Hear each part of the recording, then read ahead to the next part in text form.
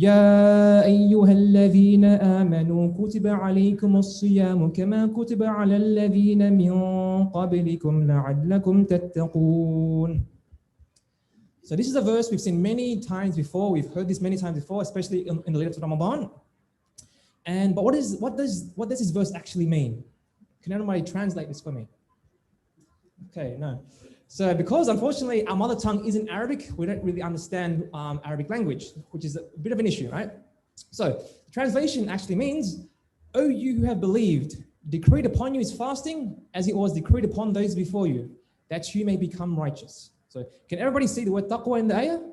Yep, it's the last word there. So what does taqwa mean? So in this case, in this translation, it means righteous. But it can also mean God-fearing, self-restraint, mindful of God. So from this, we learn that the purpose of fasting is not to get hungry or thirsty, but to achieve taqwa. We fast to achieve taqwa. So I want everyone to just have a mind map. Fasting equals taqwa. Fasting equals taqwa. To achieve piety, to achieve righteousness, to achieve God consciousness, to be mindful of God. Now, to define taqwa, so taqwa comes from the root word wiqaya, which means shield. It's a protective barrier. So protecting us from what? To protect us from the anger of Allah.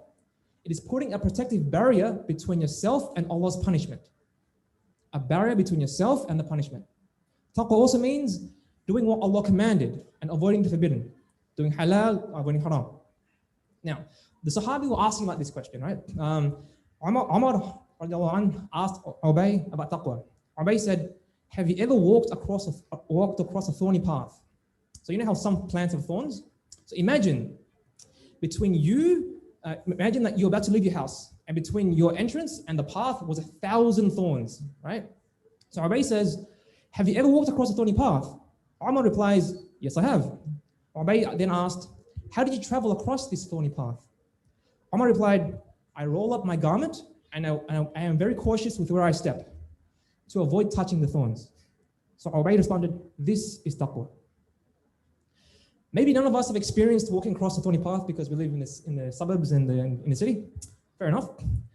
But imagine you're driving, right? And you're about to speed, but all of a sudden you see the coppers. And all of a sudden, subhanAllah, mashallah, you become the most perfect driver, driving safely, driving slowly, indicating properly. So imagine you're always driving like this, even without seeing the police, because you don't want to cop a fine. That's taqwa, right? Being in a state of awareness. So you're avoiding Allah's punishment, you're always doing the right thing.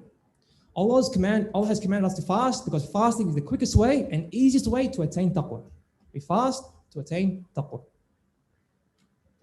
All right, now 2 verses later, so when Surah Al-Baqarah, the verse on fasting came up, 2 verses later, Allah talks about my second topic. So the first focus of Ramadan was taqwa. My second focus is mentioned 2 verses later. Who knows what Allah mentions in that verse? Any guesses? No? It mentions Ramadan. And then what is the link with Ramadan? The Quran. Okay. So Allah mentions 2 verses later, شهر رمضان الذي أنزل فيه القرآن هدى للناس وبينات من الهدى والفرقان. Does anyone want to translate? No, okay, next. All right.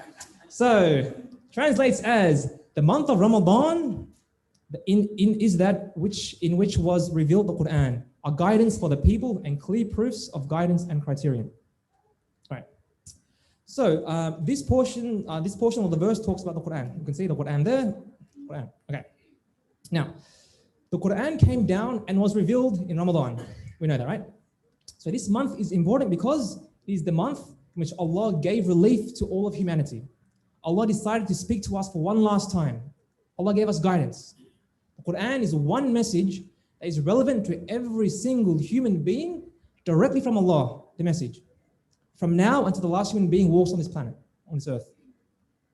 And this conversation from Allah, the final conversation from Allah, is the one that will be recited over and over and over again. And that was sent down this month. So what does that tell you and me? It tells us that this is the month to connect with the Quran. This is the month to have a real relationship with the Quran, to have a real conversation with Allah. The word Quran is used as opposed to kitab, right? What does kitab mean? Book, read. It means a book to read, right? Quran means recital, something that is read out loud. So this is the month that we should be hearing what Allah has to say, okay? So, and we all know that back at homes, the Quran is sitting in our shelves, collecting dust sometimes. It's also on our phones, so it's very, very accessible. And sometimes we forget how special the Quran is, and we take it for granted. We often forget that having access to the Quran is actually a privilege. This is a revelation that came down from all the 7 heavens, a very, very long distance away. Let's take a step back and reflect. I am reciting something that traveled across the 7 heavens from Allah so I could read what He has to say. SubhanAllah. There should be a sense of appreciation, a sense of awe. Let me give you an example. So we might have something at home, like a chair, that we don't think twice about. You might say, oh, this is the brown chair. It's been in my house forever. I see it every single day. But then all of a sudden we see this new package sitting in the front in the front of our door, unopened, wrapped up. It has that international sticker, stamps. So it's traveled some distance away. So this package came from far away, and you must think, oh, this is important. We get this sense of excitement, amazement. It's not like that brown chair that we see every single day, but rather this package is special. So the month of Ramadan, our mindsets need to be eager to interact with the Quran, relive the coming down of the Quran. The Quran, this is going to sound corny, but the Quran needs to be our best friend in Ramadan. No exaggeration. It needs to be our best friend in Ramadan. Every single day, open the Quran, spend time with it, reflect on it, act on it, live by the Quran. Now, the question I want to ask you now is, how do I interact with the Quran? Okay, so I've got a few options here. Option A, do I recite the Quran? Do I listen to the Quran? Do I memorize the Quran? Or do I reflect on the Quran? So hands up for A. Who thinks we should recite the Quran in Ramadan? No one? Okay. A few? Okay. B, listening to the Quran? You can only choose one, by the way. Okay. Okay, so who thinks A, recite, is more important? Okay. Listening? B? Memorizing? Reflecting? D?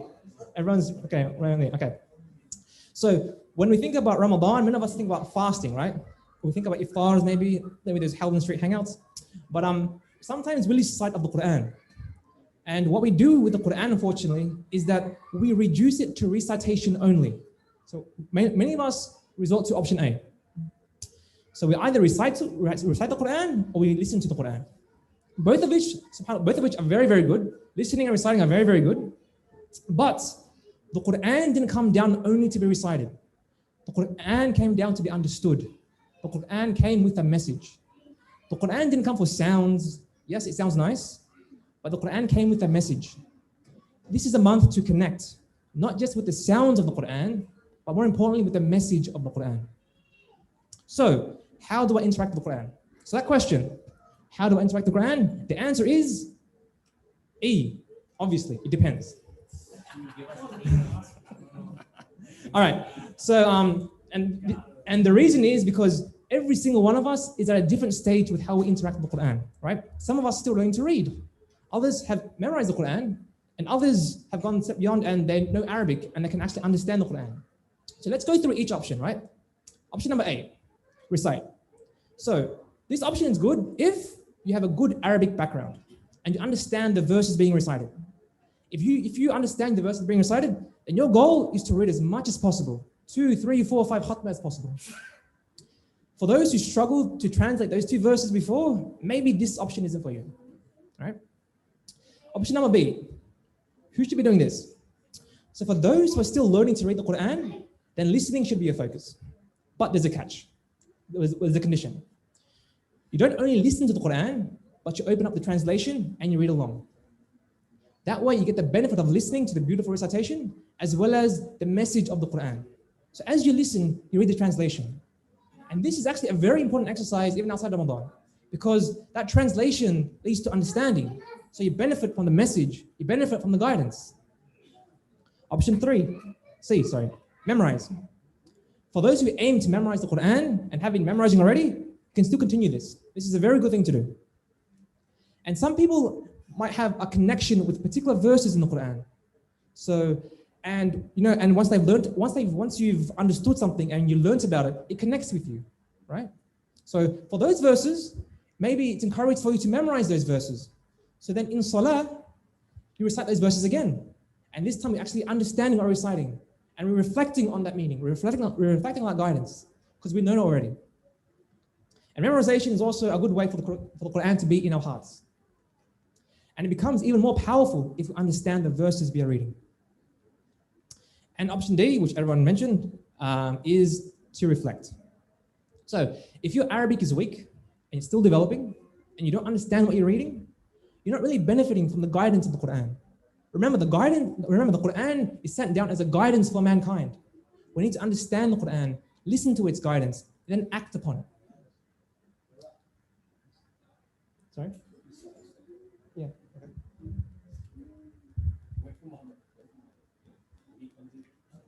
Okay. Is that okay? Wait a moment.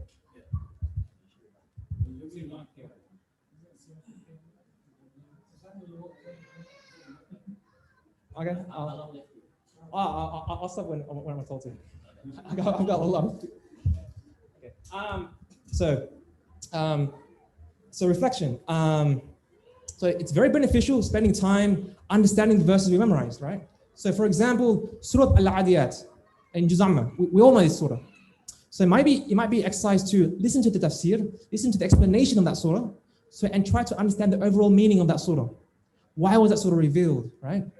And then in Salah, as you recite Surah Al-Adiyat, it speaks to you differently now. Now you actually hear the message of the surah. You know why it's revealed. And you remind yourself of the guidance from that surah. So spending time actually getting to know the Quran, reflecting on it, understanding it.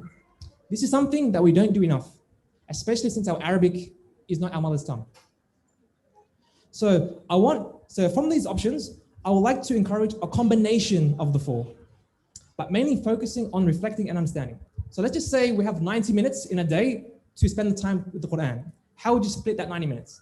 So I would recommend half an hour maybe for reflection, reading the tafsir or listening to that. Half an hour for recitation, maybe 20 minutes for memorizing, and then 10 minutes for listening. Mix and match. Now, question, do you think you could do half an hour of reflection of the Quran? Okay, another question. Who's ever actually done reflection of the Quran? Right, so most of us have started from maybe 0. So maybe half an hour is a big step. So maybe I would recommend 5 minutes, right? Spend time, read the translation, reflect on it, and spend some time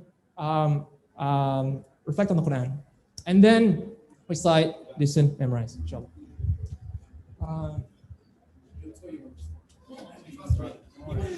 All right. So you can do all 4 methods, but I would encourage that this year be the year to understand the Quran. I want Ramadan 2021, your goal to be to understand the Quran more, right? So your goal was in the previous years maybe to complete the recitation, to the khatma. Maybe that was your previous goal. But this year, maybe change it a bit. Make your goal understanding more Quran, right?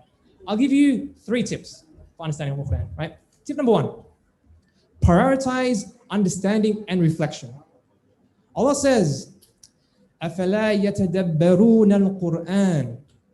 Do they not then reflect on the Quran? This is Allah asking us, don't we reflect on the Quran? Right? So, tip number 1, focus on this reflection stage. So read the translation, reflect. Listen to the tafsir, reflect. And then apply practically what you learn. Remember, this is a book of guidance. It's meant to be followed. Tip number 2. Can anybody read this? Khatamata al-Quran. Okay, can anybody translate this? Complete, yeah. That's khatma, that's 1. But this is khatmata, 2. I want you guys to try to do 2 khatmas of the Quran. 2? What 2? Khatam the translation of the Quran. Khatam Quran. If you can, do this. So that way you actually understand the meaning, and obviously you get the reward of the Arabic as well. So if you can, if Allah gives you barakah in your time and you've got the time to do so, try to do 2 khatmas. Quran itself, translation, inshallah. Tip number 3, establish routine. Your future is found in your daily routine. Identify a time every day dedicated to the Quran, a dedicated daily time for the Quran. For example, after Fajr. Now, some of us, we've heard the tip, when is the best time to interact with the Quran? It's after Fajr. But if you think about it, after Fajr, how many of us are sluggish? We're still tired, we're dead, right? And the issue is because our sleep's messed up, right? So what that means is let's focus on getting our sleep correct, right? So established routine entails making sure we sleep on time. If you sleep on time, let's say 9 o'clock, 10 o'clock, by the time it's Fajr, you wake up and you're refreshed. And then your brain can absorb the Quran, right? So right now, maybe in our schedule, even after Fajr, we might not be as focused, right? So I want us to establish a sleep routine. And another tip, part of the routine is prepare for the Quran. So everyone here might have a desk at home. Physically put the Quran on the desk and make sure, this is important, you have the correct bookmark so you know exactly where you left off. No excuses. Make sure you prepare yourself for the next day. And another tip, maybe read with someone. Read with your wife, read with your brothers, read with your mom, with your parents. So that way you have someone encouraging you the Quran. Isn't one of the cutest thing if your brother said, hey, let's read the Quran? Do we do that? No. But we can do that, right? We can do that. Right. And finally, another tip to establish routine is sincere intention and dua. Renew your intention and make dua to Allah to keep good habits, to keep a good connection with the Quran. Ultimately, we want to get a stage where we don't need to rely on translations for understanding. And to do that, we should be thinking about learning Arabic. To get closer to the Quran and Sunnah, wouldn't it be amazing if during Salah, we actually knew the verses being recited? That we reflect upon the verses as we stand behind the Imam. When we open the Quran, that it's speaking to us. When it's being recited, that it's talking to us. Feeling the guidance from the Quran, guiding us to the right path.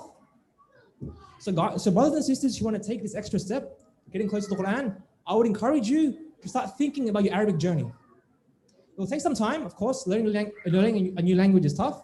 But once you've gone through that journey, you will taste the sweetness of hearing the Quran talk to you. All right, I've got other focuses, but I think we should stop, yeah? Keep going, all right. So, what was the first focus? Topic number 1, what was the first focus? Taqwa, thank you. All right. Second focus was? No tilawah for tonight. All right.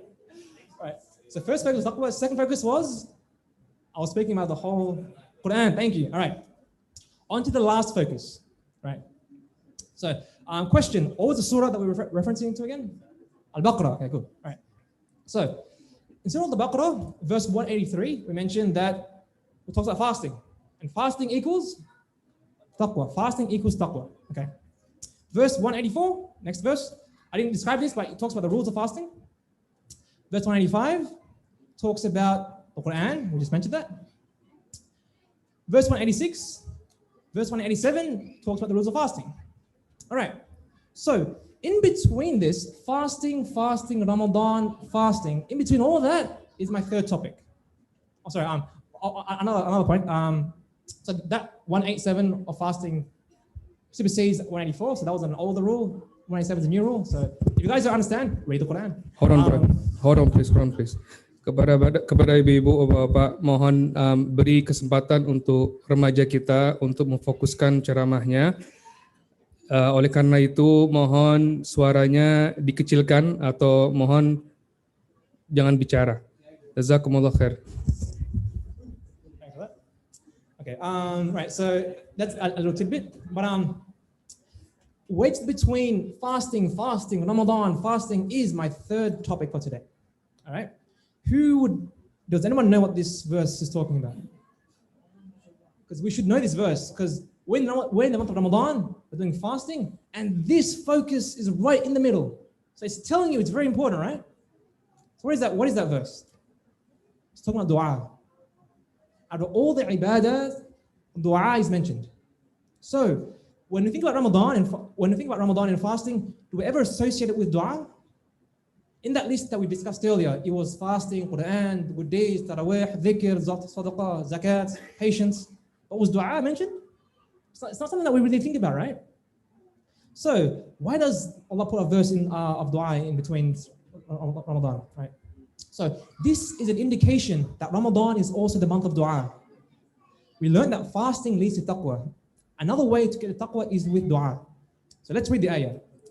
أعوذ بالله من الشيطان الرجيم.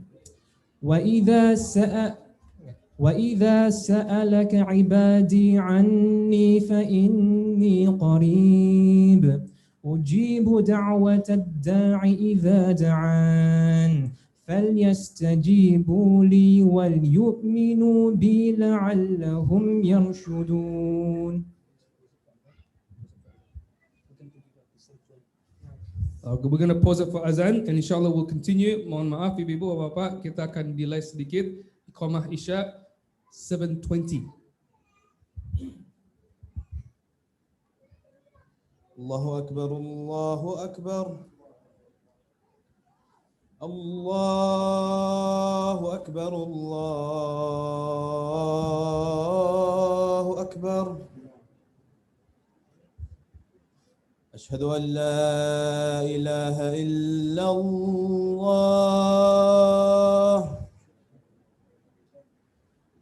أشهد أن لا إله إلا الله. أشهد أن محمد رسول الله.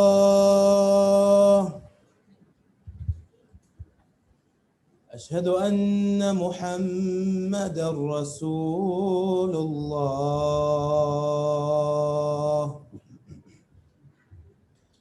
حي على الصلاة.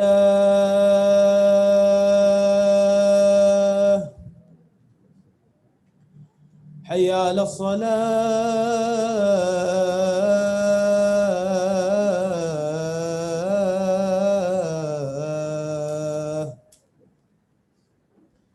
حي على الفلاح. حي على الفلاح.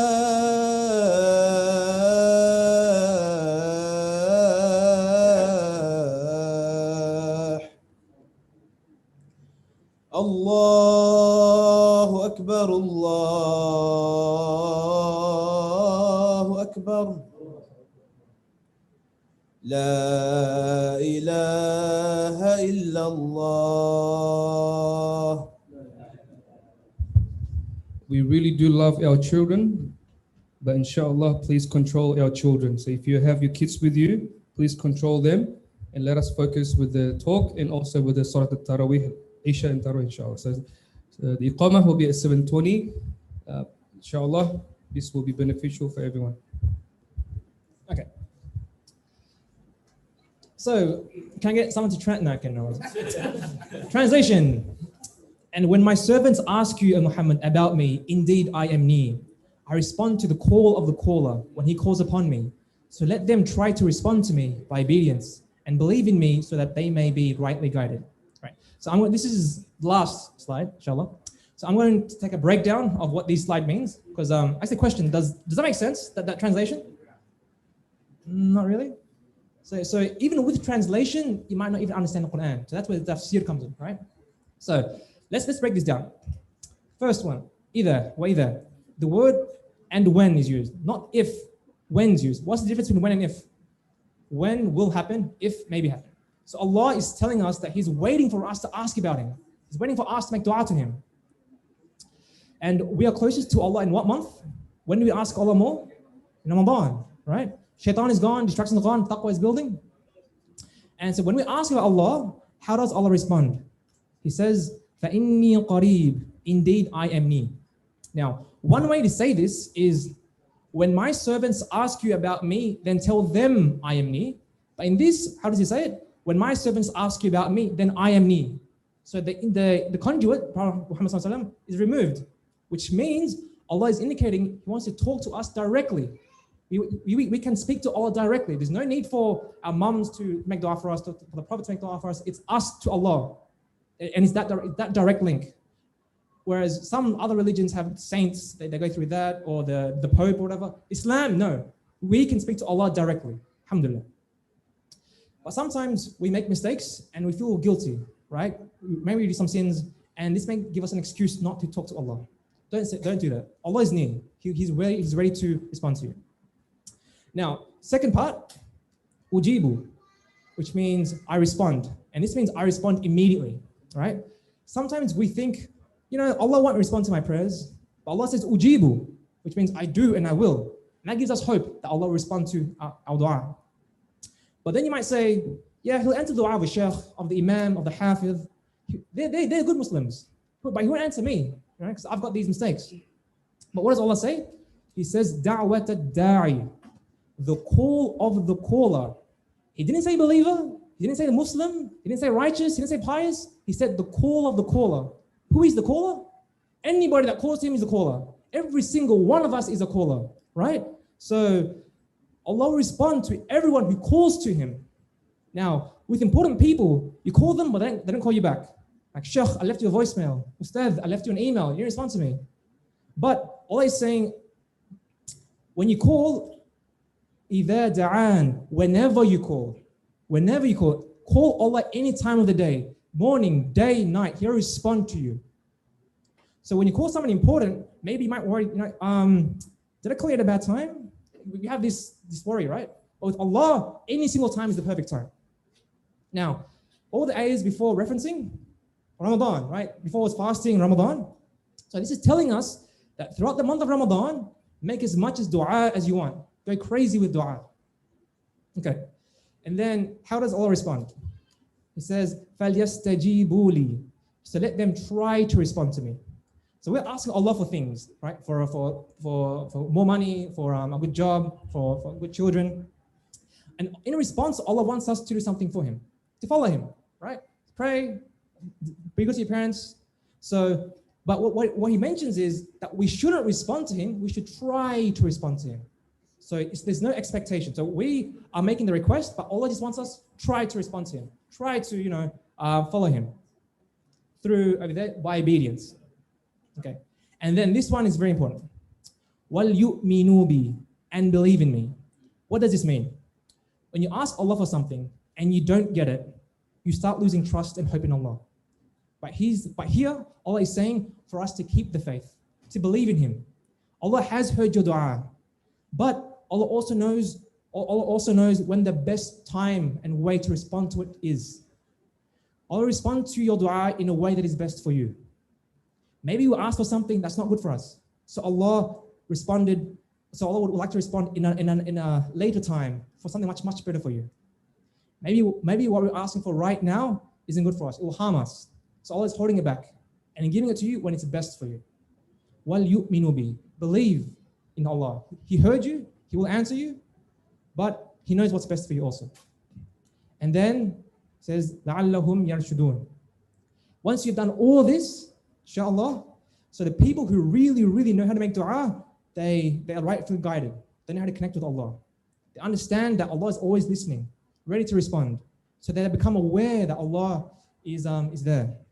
And dua is the key. The Prophet Muhammad said, dua is the essence of worship. Dua is the essence of worship. It is the heart of worship. So my three focuses of Ramadan was taqwa. Ramadan is the month of fasting. Ramadan is the month of taqwa. Quran, Ramadan is the month of Quran.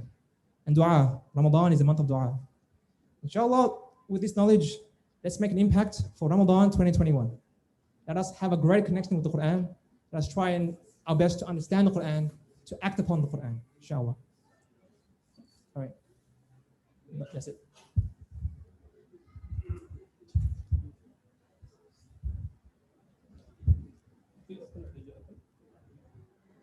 Jazakallah khair. I was going to say Ustad. He's an Ustad anyway. Jazakallah khair, Ustad Sandy.